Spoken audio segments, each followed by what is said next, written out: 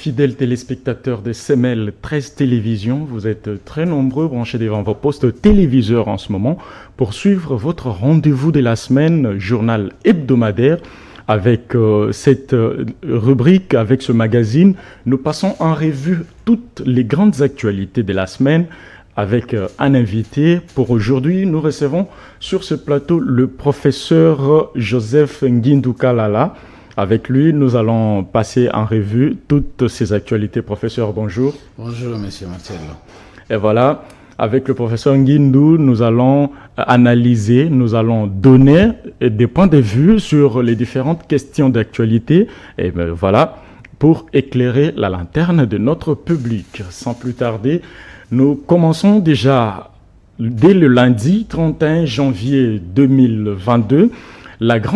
La plus grande des actualités, c'était la pose de la première pierre par le chef de l'État pour la construction du port en eau profonde. C'était à Mwanda, dans la province du Congo central, lieu où le chef de l'État congolais, Félix-Antoine Tshisekedi Tshilombo, a posé la première pierre, œuvre gigantesque qui va assouplir la souffrance de la population locale. Environ 5 000 personnes auront de l'emploi, œuvre que les populations autochtones félicitent et encouragent pour voir aboutir. C'était un reportage de Nonon Kourou que je demande de suivre et après on va faire un petit commentaire. Arrivé dans sa Jeep blanche, le chef de l'État congolais, Félix-Antoine Tshisekedi Tshilombo, est venu honorer sa promesse faite à la population du Congo central de leur construire un port moderne aux standards internationaux en eau profonde. Ces travaux qui s'exécutent par la société B4World des Émirats Arabes Unis, qui se veut un méga projet qui va promouvoir en même temps les échanges commerciaux avec le reste du monde, soutient les ministres émirats venus pour la circonstance. La cérémonie d'aujourd'hui pour le port de Banana, qui va être le premier port en eau profonde de la République démocratique du Congo, est un testament des relations économiques importantes entre nos deux pays. Le port, qui va être développé en partenariat avec DP World, va promettre et implémenter des réductions de coûts et une accélération du commerce et du commerce extérieur de la République démocratique du Congo, ainsi que de ses exports. Le projet du port de Banana va inclure les dernières technologies, les derniers équipements et sera un projet d'infrastructure de classe internationale qui va permettre de renforcer considérablement le secteur logistique de la République démocratique du Congo. Du côté congolais, les ministres des Transports, Chéribien Okende, considèrent que le début de ces travaux, qui vont s'étaler sur une durée de 4 ans jusqu'en 2025, est loin d'être une simple déclaration politique. Ce projet est loin d'être une simple déclaration d'intention, mais il est bel et bien l'expression d'une volonté affichée, nourrie d'un engagement politique ferme pour sa réalisation. Au-delà de la symbolique, c'est la preuve de votre engagement. Excellence, Monsieur le Président de la République, chef de l'État, a arrimé la République démocratique du Congo à la marche irréversible vers la nouvelle espérance pour la prospérité et le progrès social de nos populations. À cette occasion solennelle, il me reste tout simplement à inviter les uns et les autres au strict respect des assignations contenues dans les différents actes contractuels. Pour couronner l'événement, le président de la République, Félix-Antoine Tshisekedi Tshilombo, a procédé lui-même à la pose de la première pierre, synonyme de début des travaux, à la grande satisfaction de la jeunesse du Congo central, qui voit une opportunité de travail s'ouvrir devant elle. C'est ce qui a motivé une forte mobilisation de ces jours. Ils ont attendu depuis des lustres cette promesse qui à ces jours prend forme. Signalons tout de même que la globalité de ces projets s'estime à 1 milliard de dollars américains, répartis en 3 temps. Je l'ai dit au début de ce magazine que je recevais pour vous le professeur Joseph Ngindukalala. Avec lui, nous allons commenter. Professeur, nous avons suivi le tout premier reportage de la semaine. Quelle est votre lecture des faits? Voilà. D'abord, je m'en veux vous remercier de m'avoir invité sur ce plateau pour qu'on parle des activités de la semaine concernant notre pays. Je crois que ça, c'est une des meilleures activités que le chef de l'État a réalisées durant la semaine ou durant le mois, puisque donner un go pour la construction d'un port en eau profonde de Banana, c'est vraiment donner une vitesse, disons, accélérer l'économie de la RDC. Ça va booster l'économie de la RDC. Vous savez, les ports, autour du port, il y a beaucoup d'activités. Le port en lui seul va entraîner un grand monde. On aura des emplois directs et des emplois indirects. Ce qui veut dire que l'économie sera vraiment bien boostée de ce côté-là. Le port, c'est un lieu touristique. Ce qui veut dire que le ministère du Tourisme devra aussi s'arranger, se mettre en ligne de bataille pour que tout ce que nous avons là-bas comme site touristique soit répertorié, aménagé de telle manière à permettre aux touristes de pouvoir booster aussi l'économie de ce côté-là. Le port, c'est un lieu de rencontre. Rencontre des civilisations, rencontre des activités commerciales. Imaginez-vous, par le passé, nous avons beaucoup parlé de ce port-là. Depuis 2008 que j'étais aux affaires étrangères, il y avait une commission mixte, Congo-Brazzaville et Congo-Kinshasa, pour les problèmes des ponts. Pont-rail qui doit relier les deux villes les plus rapprochées du monde. Donc je dois vous révéler ici, aujourd'hui, que ça c'était une condition sine qua non pour pouvoir réaliser les ponts-rails sur le fleuve Congo. Donc nous avions posé comme condition, avant qu'on fasse les ponts-rails sur le fleuve Congo qui doit relier les deux capitales les plus proches du monde, il nous faut d'abord les ports en eau profonde. Sinon, si on faisait les ponts-rails, le port de Matadi allait mourir, la ville de Matadi allait mourir, on n'aurait plus la vie au Congo central. En fait, sur base de la réalisation de ce pont, si on réalisait juste le pont et qu'il n'y a pas d'autres tronçons, justement, je parle de chemin de fer pour désengorger le port, vous ne trouvez pas que ça sera encore saturé le Congo central qui n'a qu'une seule voie pour acheminer les histoires à Kinshasa? Voilà, vous m'avez coupé la parole, Marcelo.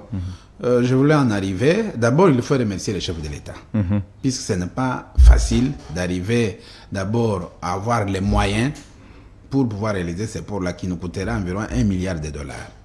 Donc, il faut vraiment le remercier qu'il a eu quand même un bon partenaire qui mettra son expertise, non seulement l'expertise, mais aussi les moyens financiers. Ça, c'est un. De deux, je n'avais pas terminé quand je vous ai parlé du tourisme.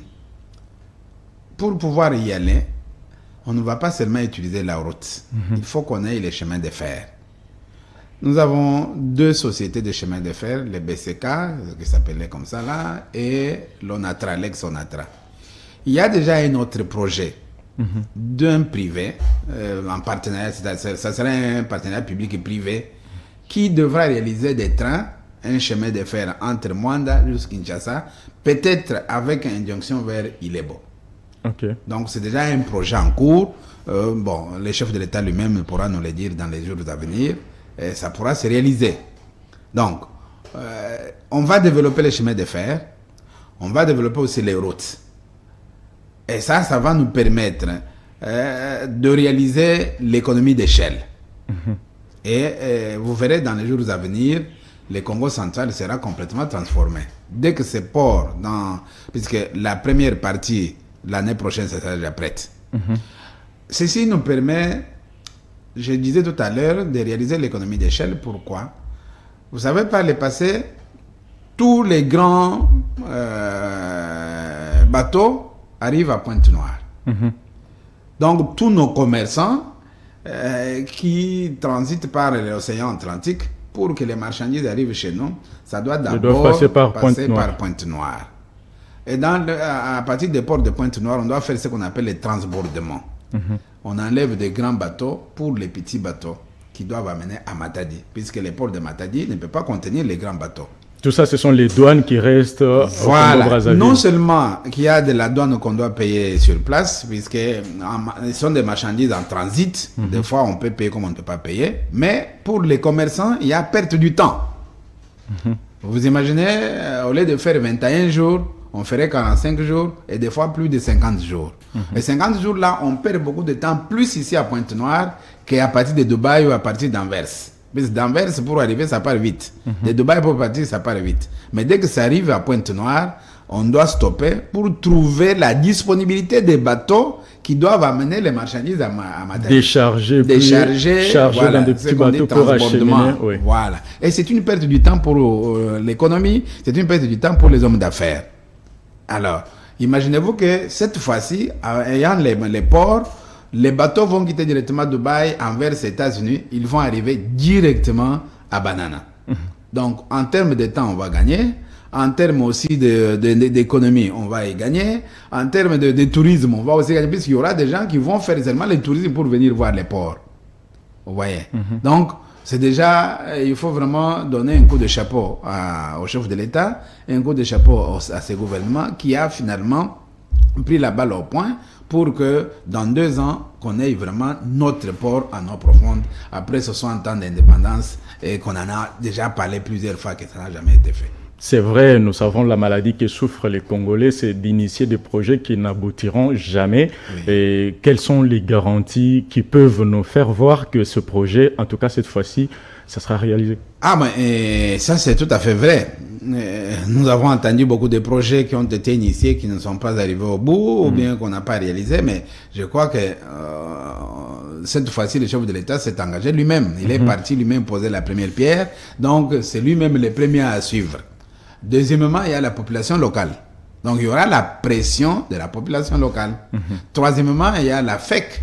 Et surtout qu'on a délocalisé certains villages. Voilà. Donc, il y a la FEC, il y a les entreprises qui feront des pressions. Mais la chose la plus importante que nous devons souligner, c'est l'impact environnemental de ces ports. Voilà. Ça, il faut en tenir compte. Vous savez que là-bas, nous avons les mangroves. Or, en réalisant les ports, une bonne partie des mangroves, puisqu'on doit prendre une superficie vers les terres fermes pour placer les nécessaires, les bâtiments, les quais, ainsi de suite. Donc, il y aura une bonne partie des mangroves que nous allons perdre. Et donc, du point de vue environnemental, c'est déjà un impact négatif. Alors, pour éviter que cet impact soit négatif, il faudra qu'on délocalise les mangroves qu'on va perdre là, qu'on puisse les transplanter ailleurs pour les récupérer. Et en même temps, pourquoi? Parce que les mangroves nous permettent de bloquer l'avancée de l'eau. Vous savez qu'il y a une étude qui a été faite par le professeur Kabasele Yenga, qui est un expert en télédétection. Et il démontre bien qu'il y a 6 mm d'eau qui occupent la terre chaque jour. Or, en enlevant les mangroves pour aplanir et faire les quais, l'eau va continuer à avancer. Un champ libre. Un champ libre, voilà. Donc, il nous faut une digue. Il faut qu'on fasse, au-delà de ces travaux de ports, il faut entre-temps aussi penser à préserver les ports. Puisque le lendemain, les ports seront envahis aussi par l'océan. Justement. Donc, il faut une digue qui devra dégager l'eau de plus. Et cette eau-là qu'on peut encore renvoyer vers les mangroves pour que les poissons, puisqu'il y a aussi un autre élément, c'est les poissons qu'on va perdre. Puisque quand on fait les ports, les poissons qui venaient vers les extrémités vont aller vers l'intérieur de la mer, donc l'intérieur de l'océan. Ce qui veut dire que les pêcheurs, pour pêcher, sont obligés d'aller vers les plus profonds de l'océan pour pêcher. Alors, si nous faisons une digue, nous faisons un canal, les poissons pourront suivre les canaux et ça pourrait être éparpillé dans les champs, ainsi de suite. Et nous allons protéger aussi les ports. Donc, il y a 2 actions à mener au même moment. L'action de construire les ports qui est vraiment bénéfique pour notre économie, qu'il faut encourager et qu'on doit aller le plus vite possible pour qu'on en termine, de telle manière à permettre à nos commerçants, à nos hommes d'affaires d'avoir leurs marchandises à temps à Kinshasa et ouvrir le tourisme. C'est une route du tourisme. Et en même temps, si on peut signer aussi les partenariats publics et privés pour la création d'un chemin de fer qui est déjà un projet qui existe déjà, ça serait mieux. Mais en dernier lieu, c'est la construction d'une digue qui nous permettrait de sauvegarder en même temps les mangroves et sauvegarder aussi les ports et en même temps permettre à nos pêcheurs d'avoir des moyens pour pouvoir aller pêcher au lieu d'aller vers la mer la plus profonde. Voilà, construire sans achever, c'est détruire. Oui, ça c'est tout à fait vrai. Une autre actualité de la semaine, c'était le désavouement de Jean-Marc Kabound, là nous sommes en politique, qui a suscité beaucoup de réactions. Il y a là, notre rédaction s'était interrogée. Jean-Marc Kabound séduit-il l'opposition politique congolaise après sa radiation de l'UDPS? En tout cas, la température actuelle montre qu'aucun cadre des partis de l'opposition ne semble s'intéresser à l'ancien homme fort du parti présidentiel. C'est le cas de l'ECD de Martin Fayoulou, du Nouvel Élan de Mouzito et du PPRD de Joseph Kabila. Suivez ce reportage et puis nous allons revenir plus tard. Nous devons accepter que ce qu'un député touché hier soit divisé par deux. Ce n'est pas du populisme. Désormais libre d'émettre ses points de vue sur la politique du pays, sans embâge ni directive politique, après sa déchéance et sa radiation de l'Union pour la démocratie et le progrès social, Jean-Marc Kabound ne rassure pas encore l'opposition politique congolaise. C'est le fait d'être injecté de l'Union sacrée de l'UDPS ne signifie pas qu'il a cessé d'être de l'Union sacrée. L'Union sacrée a des personnalités indépendantes qui n'ont pas de parti politique.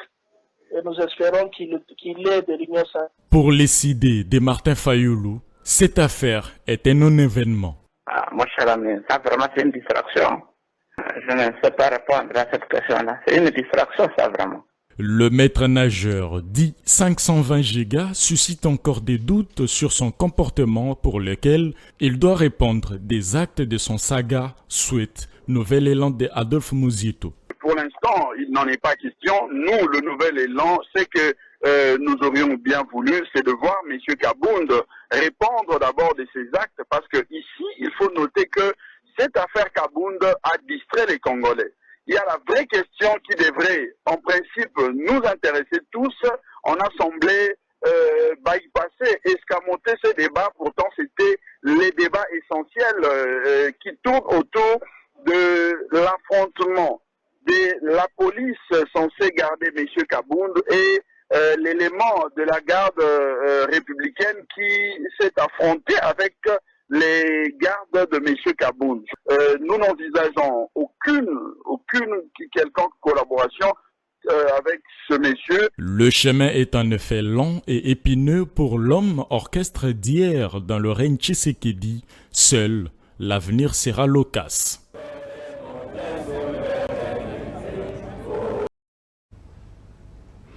Seul l'avenir sera loquace. Professeur Ngindou Kalala, c'est quoi l'avenir politique de Jean-Marc Kabound désormais? Bon, écoutez, en principe, moi je m'étais interdit de pouvoir intervenir sur cet aspect des choses. Vous savez, dans la vie, on nous dit toujours la révolution bouffe ses enfants. Est-ce que la révolution a bouffé Jean-Marc Kabound? On ne sait pas encore. Pourquoi je dis on ne sait pas encore? Les âmes étaient trop surchauffées au niveau de l'UDPS. Donc c'est un problème interne à l'UDPS naturellement. Nous ne devons pas en faire un problème national.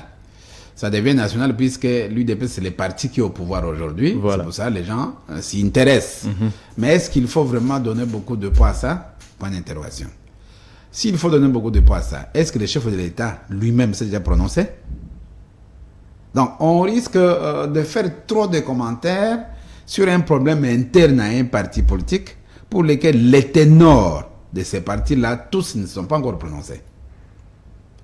Et le président du parti, c'est l'actuel chef de l'État.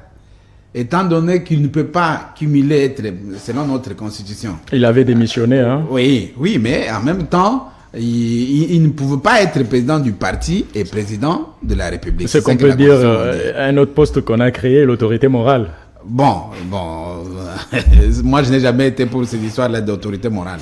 Ben, en fait, je crois que il n'y a qu'un organe du parti qui s'est prononcé, c'est la CDP. Et il faut attendre qu'ils fassent leur congrès et que les congrès déterminent l'avenir de Kabound.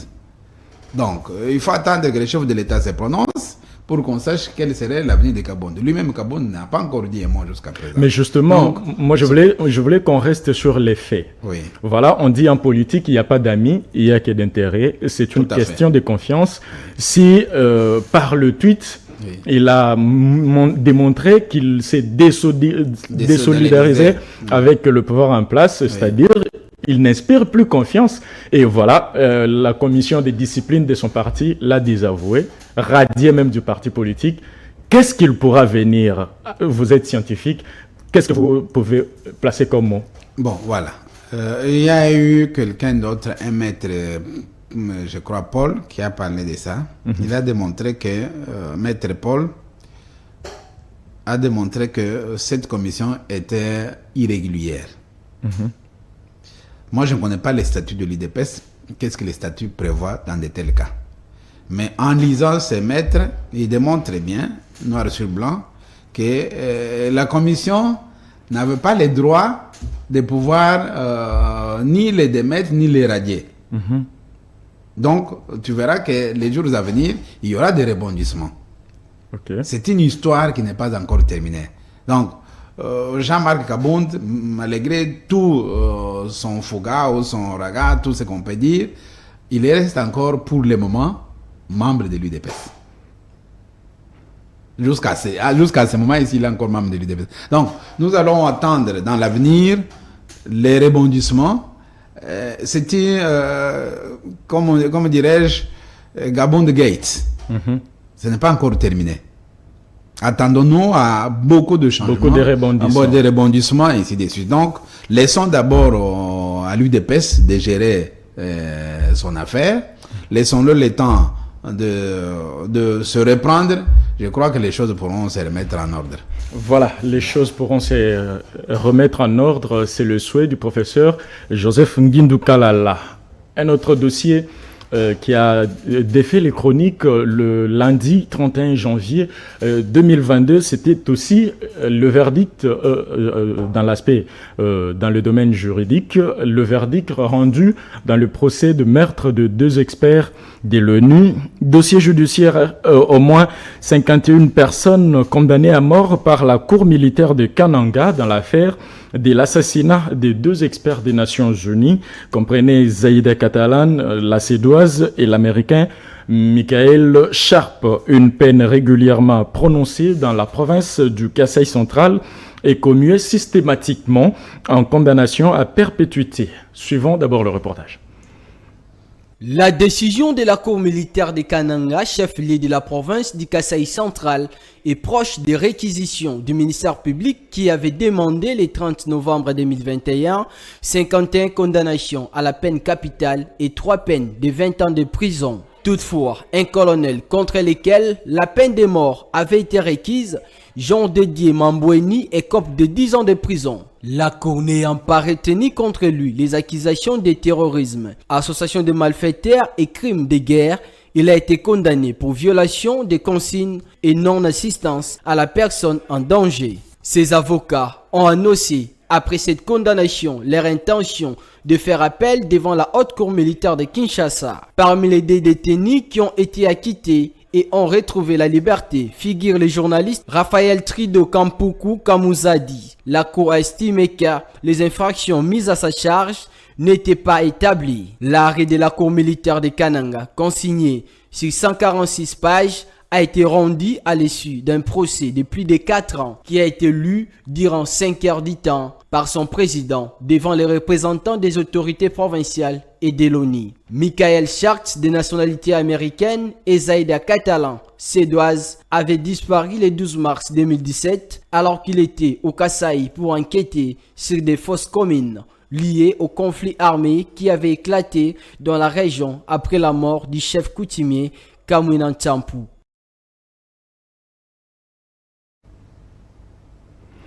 Je reviens à vous, professeur Joseph Ngindou. Pourrions-nous dire que la justice a été faite? Bon. Je peux vous dire ceci. La première des choses, c'est il faut féliciter l'auditorat militaire, nos magistrats militaires qui ont fait ce travail-là, puisque personne n'y croyait qu'au Congo, on pouvait rendre cette justice et qu'on avait des experts pour pouvoir le faire. Mais par contre, là où moi ça me choque, c'est le fait que on a rendu justice puisque les deux étaient étrangers, mais les accompagnateurs, on n'a pas rendu justice jusqu'à présent. Les Congolais qui sont morts avec eux, qui les ont accompagnés, qui sont partis mourir avec eux dans la brousse où ils sont morts, jusqu'à aujourd'hui, on n'en parle pas. Et je trouve que là, il y a quand même des limites de notre justice. Pourquoi 2 poids 2 mesures? Puisqu'ils sont morts plus de 4, il fallait que les 2 dossiers soient jugés au même moment. Ça, c'est la première des choses. Deuxième des choses, c'est que dans l'arrêt rendu, on ne sait pas qui sont les commanditaires. Je ne sais pas, vous savez qui est commanditaire de la mort de ces 2 experts ou de ces 2 membres des experts de l'ONU. C'est ça même le soubassement de ma question. Voilà. Donc, on n'est pas encore, nous avons la soif de savoir qui ont commandité la mort de ces 2 experts de l'ONU. Et pour quelles raisons? Puisqu'ils étaient partis là-bas pour récolter des données, récolter des informations. Comment expliquer qu'ils arrivent et qui était derrière, qui a suivi leur parcours, qui transmettait les informations? Et pour quelles raisons ils devaient être piégés? Puisque là, on les a piégés. On les a maintenant en brousse pour aller les éliminer. On les a piégés. Alors, qui? Donc, la question reste posée encore pour savoir aujourd'hui qui sont les commanditaires de la mort de ces 2 experts de l'ONU au Kasaï.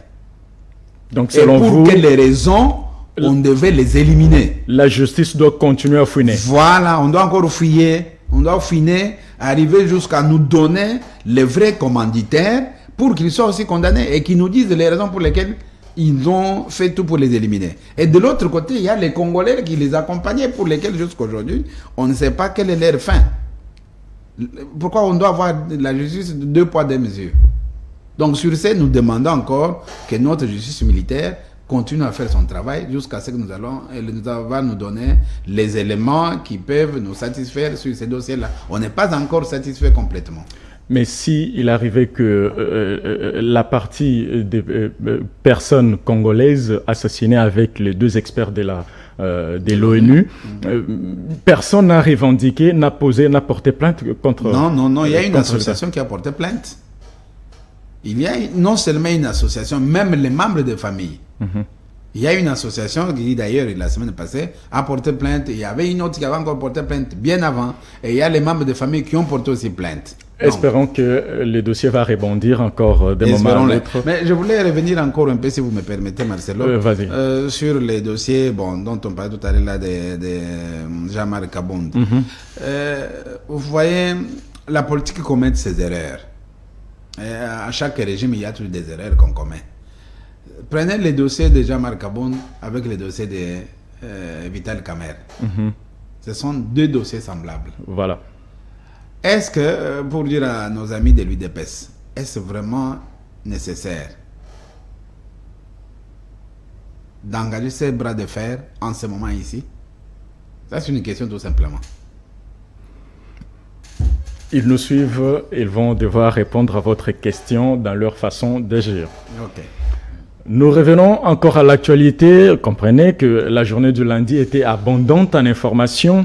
Nous avons assisté à la majoration des prix des carburants à Kinshasa. 1 litre d'essence est passé de 1995 francs congolais à 2095 francs congolais et celui de mazout se vend actuellement à 2085 francs, soit une hausse de prix de 100 francs congolais. C'est le constat c'était fait le lundi dernier par nos reporters dans quelques stations-service de la capitale congolaise. Et cette inflation est loin de convenir aux motocyclistes trouvés sur place. Chansari Yamba. Après les maniements, les Haut-Katanga, les Tanganyika et la province de la Mongala, Kinshasa connaît aussi une hausse des prix des carburants. Les litres d'essence passent de 1995 francs congolais à 2095 francs congolais. Les mazout coûtent désormais 2085 francs congolais au lieu de 1985 francs congolais. Les mototaxis se disent surpris. Avant que tu aies ce prix, il y a biloko bien ya carburant. Bayebisaka biso ata 72 heures avant. Mais tu as un certain matin bouillé. De 2000 quelques francs congolais, on a vraiment démocratie. Ils ont payé état de droit. Bata hydrocarbure ba kitise la bato à station nani ba taxi wana po bango po ba ndenge nini ya ko kitisa pe carburant tellement ba ba accélère bango ka taxi on peut ba matsa carburant pour ba se retrouver pe to sepelité parce que bango mbala monga brisque ba mati carburant to éviter ce point. Ce qu'on appelle communément Wewa à Kinshasa appelle le gouvernement à intervenir. Et là tozo senga zakaka ezala tawana ezala te poko mate banda o mataboye. Ils ont 100 francs. Pour les premiers jours, tout le monde a la pompe, 2090. Le lendemain, il y a 2095. Il 5 francs. Ils ont exagéré. Jusque-là, cette hausse de prix des litres à la pompe n'a pas encore occasionné une hausse de prix du transport en commun. Voilà, professeur Joseph, vous êtes professeur des universités dans le domaine économique. Oui. Voilà, la hausse a été constatée, une majoration de 100 francs congolais. C'est quoi l'impact sur les utilisateurs de ces carburants? Bon, voilà. Il faut d'abord savoir une chose. Les prix de carburant n'augmentent pas comme ça pour augmenter. Les prix de carburant augmentent puisque les opérateurs du secteur ne trouvent plus de bénéfices. Pourquoi ne trouvent plus de bénéfices? Puisqu'au niveau international, les barils de carburant ont augmenté. On est passé de 65 $ aujourd'hui à 85 $, plus ou moins. Donc c'est tout à fait normal que les prix augmentent. Mais si les prix augmentent, si les prix n'augmentaient pas, il y aurait rupture de stock. Donc nos importateurs de carburant n'auront plus de moyens pour importer les carburants. Et s'il y a rupture de stock, ce qui veut dire que la vie économique se stoppe complètement. Pourquoi? Parce que tout fonctionne avec les carburants. Toutes les machines, c'est le carburant. Voilà, c'est avec les carburants. Donc, pour permettre aux opérateurs économiques du secteur pétrolier de pouvoir avoir des marges, des bénéfices qui leur permettraient d'importer les carburants, il faut qu'on augmente. Mais l'augmentation qui est faite là, il faut savoir que ce n'est pas vraiment une grande augmentation puisque l'État intervient. Si l'État n'intervenait pas dans la structure des prix, nous aurons ici un carburant qui pouvait être de 3 000 francs, 4 000 francs. À quel niveau l'État intervient-il? L'État intervient déjà au niveau des structures des prix pour permettre, c'est-à-dire une sorte de subvention. Voilà. L'État subventionne les prix des carburants pour permettre à la population de ne pas sentir les coûts. Sinon, on aurait une vie très difficile ici à Kinshasa ou bien au Congo, puisque nous n'avons aucune raffinerie de pétrole. Malgré que nous sommes considérés parmi les pays producteurs de pétrole, nous n'avons aucune raffinerie. Le pétrole de Mwanda, qui est produit à Mwanda, n'est pas raffiné sur place ici chez nous. La meilleure des choses à faire, c'est s'investir beaucoup plus dans la raffinerie de pétrole, mais en même temps dans la production et l'exploitation du pétrole. Nous avons le pétrole, l'Ouganda est en train d'exploiter le pétrole.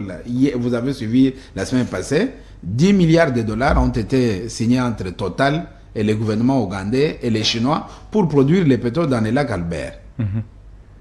Donc, Total et les Chinois commencent déjà à produire le pétrole pour le compte de l'Ouganda, de l'autre côté. Mais non.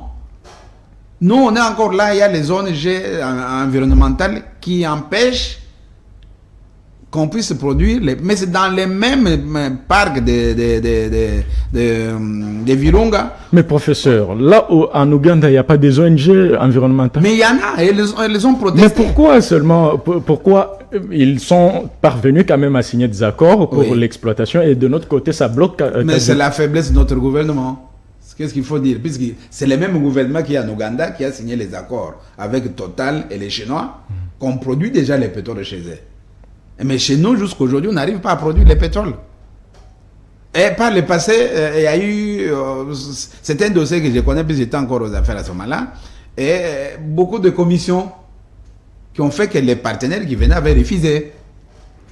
Malgré les refus du chef de l'État, oui. de commission et consorts, voilà. Ça continue encore. Ça, c'était avant encore l'arrivée de Fachi Béton. Mais sous Joseph Kabila, il y avait déjà des projets très avancés pour la production de pétrole dans les lacs Albert, dans les parcs de Virunga. Et nous avons les pétroles dans la cuvette centrale. Seulement, le pétrole de la cuvette centrale est très lourd. Il faut de grands investissements. Le Congo a beaucoup de pétrole, a beaucoup de réserves de pétrole. Mais la partie de la cuvette centrale qui regorge des barils et des barils de pétrole, il faut de grands investissements parce que c'est un pétrole très lourd. Le pétrole le moins lourd, c'est celui qui est dans les parcs de Virunga. Donc toute la zone là de lac Albert, on a un bon pétrole de bonne qualité. Mais le problème, c'est les ONG de l'environnement qui posent des veto. Et c'est vrai que la biodiversité serait dégradée, ça c'est tout à fait vrai. Mais entre-temps, nous importons le pétrole. Puisque la quantité qui est produite à Mwanda n'est pas suffisante et qui n'est même pas consommée par nous-mêmes. Ça, je ne peux pas vous dire. Cette quantité-là n'est pas consommée par nous-mêmes. Donc, ça part ailleurs et puis après, ailleurs, on nous envoie encore le pétrole. Justement, alors, je voulais rebondir par là. Oui. Comment se fait-il qu'un État puisse signer un contrat pareil? On exploite les minéraux chez vous, oui, mais on va les traiter ailleurs. Pourtant, ça pouvait donner une main-d'œuvre au niveau local. Mais c'est le même problème avec les cuivres. C'est le même problème avec les cobaltes. Les coltans. C'est les coltans, les zinc. L'or. Tout ce que nous produisons chez nous ici, il n'y a pas de raffinerie. Mais pourquoi? Depuis longtemps, quand Mobutu a essayé de le faire dans les années 80, Mobutu a eu des problèmes avec les Belges. Mobutu a eu des problèmes avec les Belges pour pouvoir raffiner les cobaltes, les cuivres à Lubumbashi. Ma première thèse, moi, je l'ai fait sur la gestion d'une entreprise minière, le cas de la Gécamine, en 93. Et je sais de quoi je parle. Alors, donc, aujourd'hui, là, c'est question qu'on ait un gouvernement fort qui est en mesure de négocier avec les... il y a un projet de ministre de l'Industrie, Paluco, sur les coltans. Voilà. Voilà. Et de plus de 8 milliards de dollars, si je ne m'abuse pas 50 milliards au batteries électriques. Pour les batteries électriques. Oui. Voilà. Pourquoi c'est nous qui devions vendre les batteries électriques au monde. C'est le Congo. Puisque le Congo qui a la matière première avec l'Australie, qui permettrait, d'ailleurs, c'est notre coltan qui est le meilleur par rapport à celui de l'Australie. Mais justement, c'est ça la question. Alors, c'est-à-dire, nous devons avoir un gouvernement fort qui négocie et qui sait attirer les capitaux directs. Nous avons un problème. Tu m'avais dit, je suis un économiste. Nous avons un problème d'attirer les capitaux directs.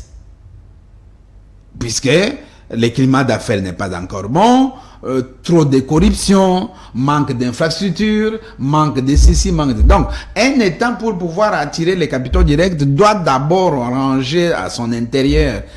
Pour aller à Mwanda, nous avons parlé, il n'y a pas de route, il n'y a pas de chemin de fer. Hein? À Mwanda, là-bas, on peut bien produire les voitures.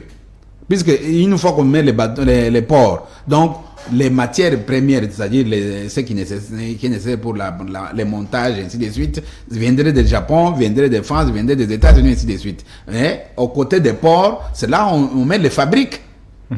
Puisque au lieu de transporter vers l'intérieur, il y a un coût supplémentaire. Alors les gens préfèrent ne pas venir. Aujourd'hui, au Togo, on produit déjà des petites voitures au Togo. Mais c'est la fabrique est tout autour des ports de Lomé. Au Ghana, la même chose. Aujourd'hui, l'Ouganda produit des bis. Mais c'est nous, les Congo, qui n'avons pas encore compris que nous devons diversifier notre économie. Et que pour diversifier notre économie, il nous faut qu'il y ait des fabriques internes et qu'il y ait de la production interne. Nous n'avons aucune production chez nous. Est-il un problème de l'homme congolais ou bien des dictats extérieurs? Manque de leadership congolais. Il faut un vrai leadership qui doit orienter la chose et un leadership de qualité. D'ailleurs, dans 2 semaines, je vais faire un séminaire sur comment développer son leadership, comment construire son leadership. Donc, nous avons un problème de leadership dans ce pays. L'extérieur ne peut pas nous empêcher à 100%. L'extérieur, si on négocie bien avec l'extérieur, il va être sur notre position. Mais si on en est arrivé là, c'est qu'il y a la complicité interne. La complicité interne, effectivement, puisqu'on est très égoïste. Les Congolais sont très égoïstes. Les Congolais n'aiment pas son pays. Si les Congolais aimaient son pays, je vous dis bien, nous, on ne vivrait pas seul dans ce pays. On aura encore beaucoup plus d'étrangers que nous-mêmes.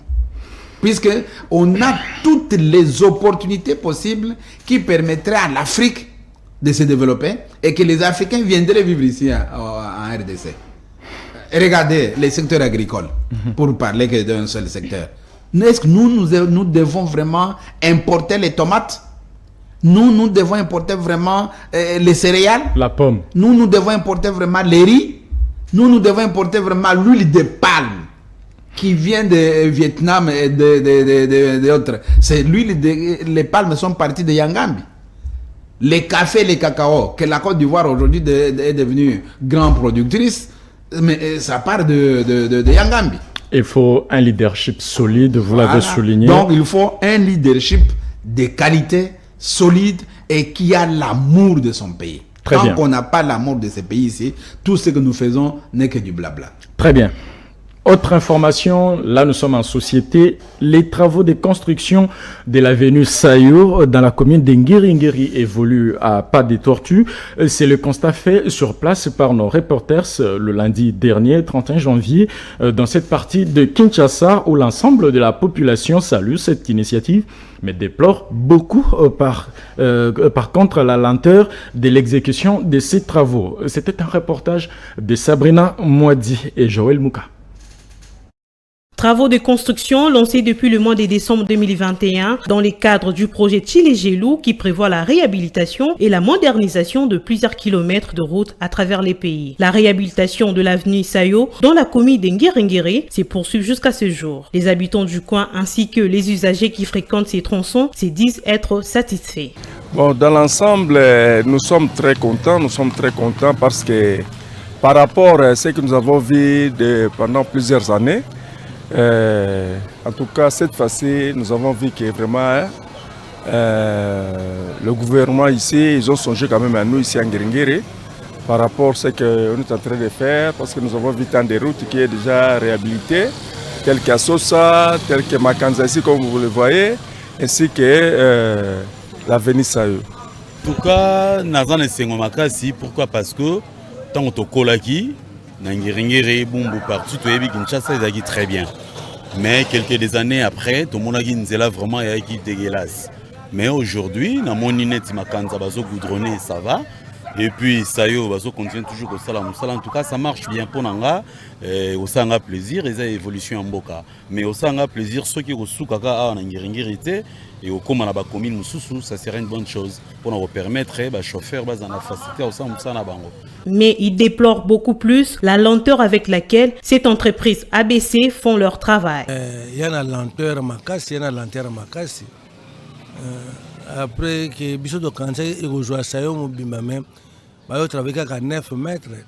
On a 9 mètres, on va travailler, mais c'est pas ce tika alors que bambouteillage commence à l'ango kaka. Si on va checker Mobimba, c'est le chaba, na va venir gambler, ils ont vraiment na katika, ils ont vraiment Mobimba ya balaba, et checker quand na ba côté ba caniveau, c'est plus mieux.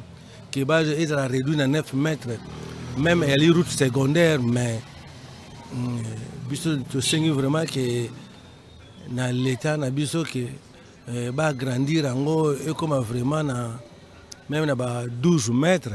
Ici est de rappeler que ces travaux s'exécutent dans le cadre du projet Tchilé-Gelou lancé au mois de mars 2021 par le président de la République Félix Antoine Tshisekedi Tshilombo. C'est l'un des projets des chefs de l'État les plus critiqués à cause des annonces et des sorties médiatiques sur des prétendus détournements. Eh bien voilà, nous avons vu là quelques réalisations, malgré même la population sur place déplore la grandeur de la route. Une grande route comme Sayo, mais on prend juste 9 mètres de largeur. Mais Marcelo, c'est ça ce qui est grave dans notre pays. Je viens de vous le dire tout à l'heure qu'on n'aime pas notre pays. Nous-mêmes, nous n'aimons pas notre pays. Et il faut le dire, on doit dire ça tout haut. Le chef de l'État est mal entouré. Ça, il faut le lui dire. Plusieurs des conseils du chef de l'État ne lui donnent pas de bons conseils. Et plusieurs des entreprises OVD et Office de route ne donnent pas vraiment de bons conseils. Puis ce sont les techniciens. Est-ce que vous pouviez imaginer vraiment, comme il dit là, une grande route comme ça, nous la connaissons tous, vous allez réduire la route à 9 mètres. Et non seulement, ce qui est grave dans nos ingénieurs, nos techniciens de la route, et que quand ils font la route, ils ne font même pas les arrêts. Il n'y a pas les endroits pour les arrêts de bus, il n'y a pas les endroits pour le parking. Donc tu veux faire descendre quelqu'un de ta voiture, tu es toujours en pleine route, tu bloques les autres qui viennent derrière. Or, les routes, ils vont à Dubaï. Je ne sais pas si vous avez été à Dubaï, qu'ils partent à Dubaï, qu'ils voient comment les routes sont construites à Dubaï. Qu'ils s'inspirent au moins. Il y a l'expo Dubaï, qu'ils aillent un peu là-bas pour voir comment elles sont construites. Il y a des routes de secours. La route comme celle-là, comment elle s'appelle, Sayo. C'est une route de grand trafic intercommunal. Puisqu'elle quitte Ngiringiri, elle va à Kassavobo. Donc c'est une route intercommunale. De grand trafic. Il faut que cette route-là dispose de parking. Il faut que cette route-là dispose des arrêts de bus et des arrêts de taxis. Aujourd'hui, ce qui est grave dans ces pays, c'est quoi? Nous avons un phénomène de motos qu'on appelle les Wewa, communément appelé Wewa. Nous avons un phénomène de chariotmen, ceux qui transportent les histoires sur les chariots. Mais ce sont des roues pour lesquels il faut aussi prévoir sur la route leurs arrêts, pour lesquels il faut aussi prévoir leur passage. Comment on peut construire les routes et ne pas tenir compte des nouvelles dispositions aujourd'hui de la société? La société qui se transforme et vous construisez les routes encore avec les anciennes méthodes. Il y a quelque chose qui ne va pas. J'ai dit ça pendant qu'on faisait les boulevards le 30 juin ici et pendant qu'on a fait la route Yupen pour aller à Matadikibal. J'ai parlé moi-même personnellement avec le ministre Kalumba qui était ministre des infrastructures. Je lui ai dit ça. J'ai dit, Excellence, aujourd'hui les routes ne se construisent plus comme ça. Vous devez tenir compte des phénomènes sociaux des transports. Nous avons les piétons. Ailleurs, il y a une piste de piétons. Justement, on en voit partout. Mais voilà. De route, on ne réserve même pas un endroit pour voilà, il y a une piste de piétons. Nous avons maintenant les motards, les wewa. Nous avons les chariotmen. Vous devez prévoir les pistes pour ces gens. Moi, j'ai parlé de ça à ministre Kalumba. Et le ministre m'a dit non. En tout cas, prof, c'est très bien comme vous m'avez donné cette idée-là. La route de Ripen, quand nous allons la construire, nous allons penser à ceci. Mais il n'y en a pas. Il n'y a pas d'arrêt de bus. Il n'y a pas de parking. Il n'y a pas de piste pour les motards. Il n'y a pas de piste pour les piétons. Il n'y a pas de piste pour les chariotmen. Donc, nous tous, nous devons nous confiner sur les 9 mètres là. Et nous allons nous demander pourquoi il y a les embouteillages. Et pendant qu'ils font maintenant, et la population a raison, il faut déjà qu'ils élargissent cette route-là. Sayo est une grande route. Ouais. Vous n'allez pas réduire la route à 9 mètres, mais les parties qui restent là-bas, là, vous laissez pour qui? Comme ça, après, les terrasses vont occuper. Vous voyez? Donc, on donne la possibilité aux terrasses qui avancent et quelqu'un qui a sa maison sur place, là, il va avancer avec 2 mètres, 3 mètres. Le lendemain, la route va disparaître. Voilà, c'est ça. Un autre élément. Je vois, on parle de Chilejelo. Mais c'est étonnant. Je dois vraiment présenter ça. C'est étonnant, puisque Chilejelo, on parle de Chilejelo qui est sur Kassavobo, Ngiringiri, de ce côté qui chasse. Mais nous avons d'autres communes. Commune de Mongafula. Combien de routes de Mongafula sont asphaltées? Trop enclavées. Trop enclavées. Donc, quand tu as Mongafula, tu n'as qu'une seule route pour redescendre en ville. Ou c'est par Ipen, ou c'est par rond-point Gaba. Mais on doit commencer à diversifier les routes. C'est ça ce qui fait la beauté de la ville. Et c'est ça ce qui rend aussi les trafics fluides. Imagine la route qui va chez moi. Ça va désengorger aussi les embouteillages. Ça désengorge voilà. La route de l'église là-bas, appelée communément boulevard Kabila, mais c'est la terre jaune. Oui. Nous avons fait tout pour que cette route-là soit asphaltée. Personne n'y pense. Personne. C'est moins d'1 kilomètre. elle n'est jamais prise en considération. Chaque fois qu'on prend ça, l'argent disparaît et on ne travaille pas. Alors, mais on ne doit pas, les jeunes ne doivent pas se limiter seulement dans les communes centrales de la ville de Kinshasa. Nous avons Kisenso, nous avons Mongafula, nous avons Matete, nous avons Ngaliema. Mais tout est lié, la Bandili, tout ça, on doit avoir les circonférences, on doit avoir les routes intermédiaires et perpendiculaires qui permettent de pouvoir rendre le trafic fluide et désengorger la ville. Au lieu d'être toujours sur les mêmes avenues et sur les mêmes routes, dès qu'il y a une voiture qui tombe en panne, vous êtes tous bloqués puisqu'il n'y a pas de parking, il n'y a pas de sortie. C'est triste. Nous passons aux informations de la journée de mardi. Nous allons y aller un peu plus vite. 2 groupes de criminels, la sécurité, dont les réseaux des ADF dans le sud d'Irumu et ceux impliqués dans l'achat et vente d'armes dans la ville de Bunia ont été arrêtés et présentés le mardi au gouverneur militaire de la province de l'Ituri, le lieutenant-général Johnny Luboyankashama. Suivez. Encore une prouesse de plus au sein de forces armées dans la lutte contre les groupes armés en Ituri. Le premier groupe est constitué de 4 collaborateurs de ZADF, dont 2 maïmaï et un ravitailleur en médicaments de ces rebelles. Ils ont été arrêtés en chefferie de Walendu-Vonkutu avec une grande quantité de médicaments conservés dans de bidons, a dit le porte-parole des opérations militaires en Ituri. Un réseau de ZADF, mon général.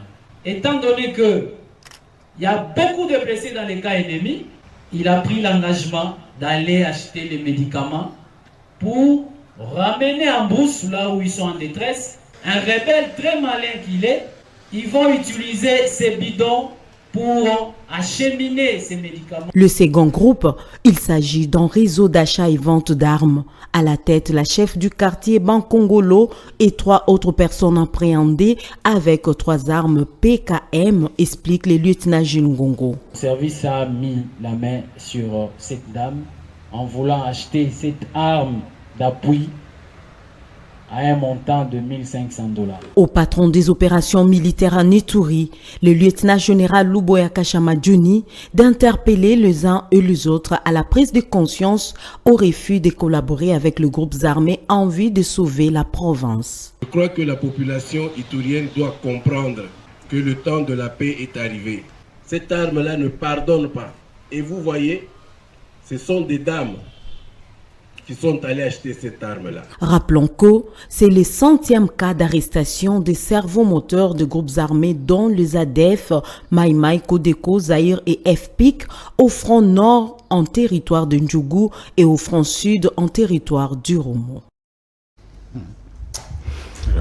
Professeur Joseph Ngindou, vous avez travaillé dans les territoriales à un moment, vous maîtrisez bien le secteur et les différents problèmes d'insécurité qui sévissent les 2 provinces de l'Ituri et du Nord Kivu qui sont sous état de siège. Voilà les images qui démontrent l'implication des Congolais, voire même les autorités, une chef de quartier. Merci beaucoup Marcelo. Je suis un expert de la décentralisation. Et, comme vous le dites bien, je connais bien notre pays. J'ai circulé dans plusieurs provinces pour installer la décentralisation et former les animateurs. Ce qui se passe à l'est de notre pays, je l'ai dit auprès de vos collègues d'autres journaux, télévision, pour démontrer que nous, Congolais, je viens de vous le dire, on n'aime pas notre pays. Ceci est la preuve éloquente et qui confirme l'adage qui dit bien l'insecte qui mange l'haricot est dans l'haricot. Ceux qu'on a arrêtés là-bas sont nos frères propres. Et je voudrais que les amis qui sont contre l'état de siège présentent d'autres arguments. Puisque ce qui alimente les ennemis sont nos propres frères. Voilà, les produits pharmaceutiques ont été acheminés vers l'ennemi par un handicapé. La chef du quartier va acheter l'arme. Pour en faire quoi? Donc, il était vraiment grand temps. Moi, je crois que la mesure qui a été prise par le chef de l'État pour l'état de siège, c'est une mesure salutaire. Puisqu'aujourd'hui, là, cette mesure est en train de nous montrer tous les ennemis de la République. Je crois que si on n'avait pas pris cette mesure ici, je ne sais pas qu'est-ce qui serait devenu l'Est de votre pays. Mais justement, parce que nous remarquons l'implication des Congolais dans ces exactions, n'est-ce pas l'état de vie précaire qui les anime à... Oui, mais non, ce n'est pas justifiable. Non. Vous savez, tous les pays du monde, il n'y a aucun pays du monde qui donne du travail à ses enfants, tous. Même les États-Unis, il y a des chômeurs aux États-Unis. Même la France, il y a des chômeurs en France. Aucun pays au monde donne du travail à 100% à ses enfants. Le travail, vous devez le créer. Le travail, l'État peut donner. Le travail doit être créé par les privés, ainsi de suite. Donc, chacun de nous peut se débrouiller autrement. Mais pas pour mettre la vie de tes frères et tes sœurs en danger de la manière où on le fait à l'Est. Pas pour trahir ton pays comme on le fait à l'Est. Non. Moi, ici, c'est l'occasion pour dire à tous nos frères qui sont contre l'état de siège de présenter une voie alternative. Mais le bizarre, c'est que ce sont les ressortissants de ces mêmes provinces qui sont contre l'état de siège. Mais c'est ça. C'est pour ça que j'ai fait un appel à eux. Ce n'est pas la première fois. Je discute avec eux tout le temps. Donnez-nous une voie alternative. Donnez-nous la voie alternative contre l'état de siège. Qu'ils nous disent, j'ai entendu d'autres qui disaient non, on peut faire mieux. On peut faire mieux comment? Puisqu'aujourd'hui, là, sachez bien d'abord, nous avons eu une armée qui est venue de la manière dont nous la connaissons. Donc, qui est infiltrée, une police qui est infiltrée, une armée qui est infiltrée. Et les chefs de l'État actuel doivent faire avec cette armée-là.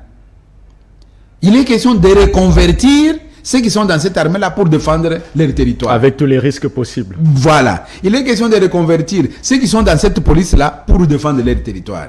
Il est question de reconvertir les services de renseignement pour défendre leur territoire. C'est ce qu'il est en train de faire. Alors, mais quand tu vois que ceux qui rongent, ceux qui tuent les autres, ne viennent pas de loin, ce sont les voisins. Mais alors là, il y a quelque chose qui ne va pas. Alors, il faut maintenant, pour moi, des gens qu'on vient d'arrêter comme ça, comme les Salim, l'autre là, il faut y avait aussi une dame qui ravitaillait les ADF avec les vivres. Vous savez, on a enlevé la peine de mort, on ne peut pas... non, il faut des actions pour ces gens ici là. Là, il faut réclamer la peine de mort. Il faut les pendre publiquement pour que ça soit une action pédagogique qui, le lendemain, les autres ne vont plus intervenir. Malheureusement, j'ai été à l'Est plusieurs fois. J'ai fait même Monsieur Bons Office à l'Est plusieurs fois. Avant M23, avant CDP, tout ça. Je connais beaucoup de choses sur ça. Mais les gens qui font ça sont sur place. Et le président de l'Assemblée n'avait pas tort de dire, vous les députés sortez de là. Le président n'avait pas tort. Monsieur Mbosso, le président, l'honorable Mbosso, a complètement raison quand il fallait qu'il continue avec ses rétracté, enfin. Non, il ne s'est pas rétracté, mais c'est les tollés qui sont sortis par après qu'il a fait un peu reculer. Mais ce qu'il avait dit là, il avait raison. Beaucoup de nos frères de l'Est ne sont pas sincères envers la République et ne sont pas loyaux avec la République. Voilà, une parenthèse, vous répondez dans 30 secondes. Que dites-vous sur la coopération militaire entre la République démocratique du Congo et l'Ouganda pour traquer les ADF? Dans 30 secondes. Oui, mais beaucoup en ont parlé. Mais la France était au Mali. Elle va partir maintenant, non? Pourquoi la France était venue au Mali? Pourquoi au Mali il y a plus de 14 armées? C'est puisqu'une seule armée ne pouvait pas arriver. Donc ici, il y a une mutualisation des forces de sécurité et des forces armées pour combattre un ennemi qui est commun, les terroristes. Et ces terroristes viennent de ce côté-là. Alors, et ce sont les députés, les caucus des députés de l'Ituri et les caucus des députés de Nord Kivu qui ont demandé au chef de l'État de mutualiser les efforts avec l'armée UPDF pour chasser ces gens-là. Vous donnez de la chance à la coopération. Mais bien sûr, il faut. Voilà. Partout au monde, il faut qu'il y ait la coopération. Voilà. Sans coopération, vous ne pouvez pas vivre vous seul. L'autre information du mardi 1er février, c'était la commémoration de 5 ans depuis que Étienne Tshisekedi a quitté la terre des hommes. Avez-vous un commentaire à faire là-dessus? Bon, écoutez, Étienne Tshisekedi, c'est un monument, c'est un héros national. Tout le monde on ne peut que s'incliner à sa mémoire et surtout se rappeler des bienfaits qu'il a fait pour ce pays, sa lutte, son combat. Nous tous, nous avons été formés dans ce combat-là. Il n'y a aucun Congolais qui ne peut pas dire aujourd'hui qu'il n'a jamais suivi Étienne Tshisekedi dans son combat. Donc, il nous a montré la route. Malheureusement, comme on dit, il a été Moïse. Il n'est pas arrivé à la terre promise. C'est qu'on peut demander aujourd'hui que le bon Dieu le pardonne, lui accorde sa miséricorde et que son âme se repose en paix. Très bien. Que son âme repose en paix. Prenez aussi cette information sécuritaire. Attaque d'un site des déplacés près des Boulets le mercredi 2 février 2022 dans le territoire de Djougou. Nous sommes dans la province de l'Ituri. Le bilan provisoire fait état de 53 déplacés qui sont assommés. Le lieutenant Jules Ngongo, porte-parole des FARDC dans cette province, a rassuré la détermination des forces de sécurité de poursuivre les opérations en vue de contraindre les groupes armés œuvrant dans ce coin à cesser avec les hostilités dans cette province. Prenons encore ce reportage signé Constance Chimanga. Ils croyaient être en lieu sûr et pourtant ils étaient à la portée des miliciens. Plus de 53 réfugiés ont été lâchement abattus en Djougou dans la nuit de mardi à mercredi 2 février par les hommes du Codeco. Des dizaines de blessés ont été admis dans un établissement sanitaire de la place pour des soins. S'attaquer au site de déplacés où on trouve la population civile innocente qui n'a aucun moyen de défense, c'est pire de la folie et de la lâcheté. Et c'est un crime contre l'humanité. Ces auteurs seront punis sévèrement. Et nous rassurons à toute la population, au nom du gouverneur militaire, que les forces de défense et de sécurité sont résolument décidées de poursuivre ces hors-la-loi et le mettre hors d'état de nuire, de les arrêter, de les juger, de les condamner pour leur atrocité, comme si on était à l'époque du Moyen-Âge. C'est inacceptable que le fils de l'Ituri tue les fils de l'Ituri. Le lieutenant Jules Ngongo compatit avec les familles des victimes. Nous compatissons avec les familles des victimes et nous condamnons cet acte criminel terroriste. Les victimes de cette attaque terroriste étaient des déplacés regroupés dans une concession privée de Boulé en territoire de Ndjougou dans la province de l'Ituri, à moins de 6 km d'une position de forces armées de la République démocratique du Congo. 53 décès en Ituri, 26 à Matadi-Kibala électrocutés, c'est votre coin d'où vous venez, 7 périssent également dans un accident le même jour, 86 décès en une seule journée, professeur. Marcelo, d'abord, je présente mes condoléances à toutes les familles éprouvées. Je compatis avec eux puisque j'imagine bien les douleurs qui sont les leurs de perdre les propres frères, les propres sœurs dans des conditions atroces comme celle-là. Ça, ce sont des choses que nous ne devons plus supporter. Parlons de Djougou, d'Ituri. 53 âmes perdent leur vie à cause de l'égoïsme de leurs propres frères encore, de nos propres frères. Et surtout qu'ils étaient dans le camp des réfugiés. Dans le camp des réfugiés, c'est là où je vais en arriver. Mais le camp des réfugiés est censé être protégé. Voilà. C'est le HCR qui doit protéger. Où était HCR quand on vient égorger nos frères et sœurs comme ça là? Ils sont là seulement pour nous donner des leçons. Où était HCR? Et la MONUSCO est à parce côté. Parce que la dame Bintou Keïta, je l'avais suivie, et elle disait, si les sites comme les centres de réfugiés est attaqué, la MONUSCO va réagir. Jusque-là, silence radio. Silence radio, il n'a rien dit jusqu'à présent. C'est ça que j'ai dit. Mais ils sont ici, ça fait 20 ans. Moi, je me demande, quelle est l'utilité de la MONUSCO à Kinshasa, en RDC et à l'Est? Quelle est son utilité? Ça fait 20 ans que la MONUSCO est là. La guerre à l'Est n'est pas terminée. les atrocités comme celle-là ne sont pas terminées et ça se passe à côté de leurs habitations. Donc, les camps de réfugiés sont censés être protégés par la MONUSCO. Et comment on peut arriver, on élimine comme ça nos frères, 53 partent en une journée. Et qui les élimine encore, ce qui est grave, ce sont leurs propres frères. Là, on a tué là. Il doit y avoir une belle-sœur, il doit y avoir un neveu, il doit y avoir une nièce, il doit y avoir... Donc, vous allez éliminer vos frères comme ça là. C'est vraiment criminel. Et ça sont des gens, j'ai entendu le colonel Gilles Ngongo, et le porte-parole, le lieutenant. Il faut vraiment qu'on fasse tout pour attraper ces gens-là. Ça sont des gens qu'on doit pendre publiquement. Trop, c'est trop. Il faut que la RDC, qu'on sorte de l'hypocrisie internationale. Aujourd'hui, aux États-Unis, mais les policiers ont tué quelqu'un dans sa maison. Un noir a été abattu chez lui à la maison. Il y a les droits de l'homme là-bas. Un conseil pour les gens qui habitent et puis les accidents de circulation. Voilà, Matadi Kibala. Très rapidement. C'est vraiment grave. Ça, c'est, vous voyez, nous avons transformé les pays en anarchie. L'anarchie et l'indiscipline. Tu es venu là plusieurs fois pour me voir. Tu vois les marchés de matériel, c'est impossible d'y passer. Donc, il y a l'indiscipline et l'anarchie.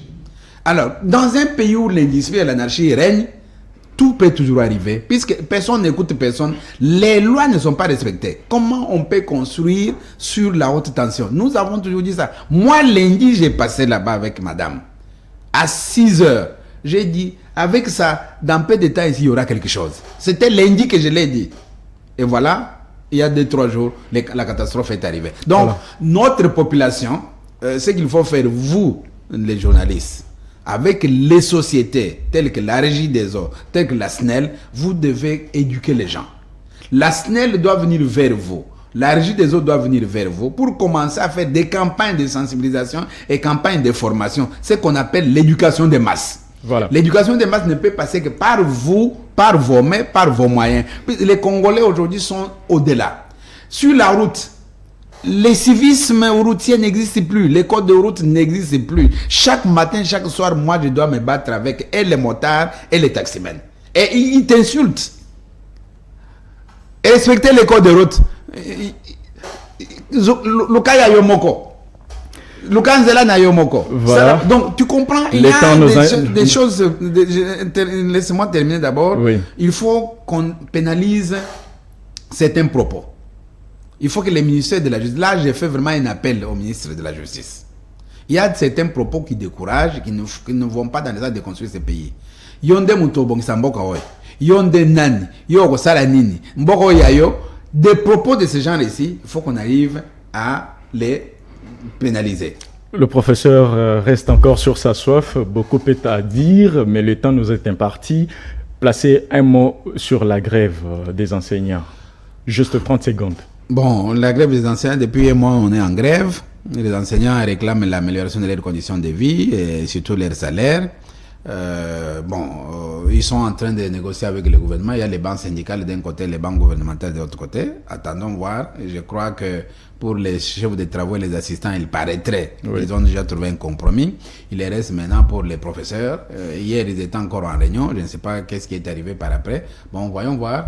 Ce qui est mauvais, ce que je peux dire, est que c'est vrai, on a un droit qu'on doit réclamer, mais il y a aussi des obligations de l'autre côté. Ce sont nos enfants qui sont pénalisés, mais de l'autre côté aussi, le gouvernement doit savoir que les professeurs travaillent dans de mauvaises conditions. Les professeurs doivent faire un effort, le gouvernement doit faire un effort pour améliorer les conditions de travail des professeurs. Chacun doit jouer sa partition. Et voilà, vous avez un ouvrage en main, on peut le savoir. Oui, bon, vous savez, nous sommes pendant la période de Covid. Comme c'est la Covid, avec mes collaborateurs, nous avons pensé de faire une étude sur les effets de la Covid sur les activités brassicoles. Vous savez bien qu'à Kinshasa, tout le monde prend de la bière. La bière est bien prise dans nos villes. Et nous avons cherché à faire une étude pour comprendre quels sont les effets de la Covid pendant la période d'état d'urgence et pendant la période où l'État avait pris des mesures pour voir si les dépositaires et les détaillants pouvaient entrer dans leurs capitaux ou ils perdaient. Voilà, c'est ça l'étude que nous avons fait, au fait plutôt.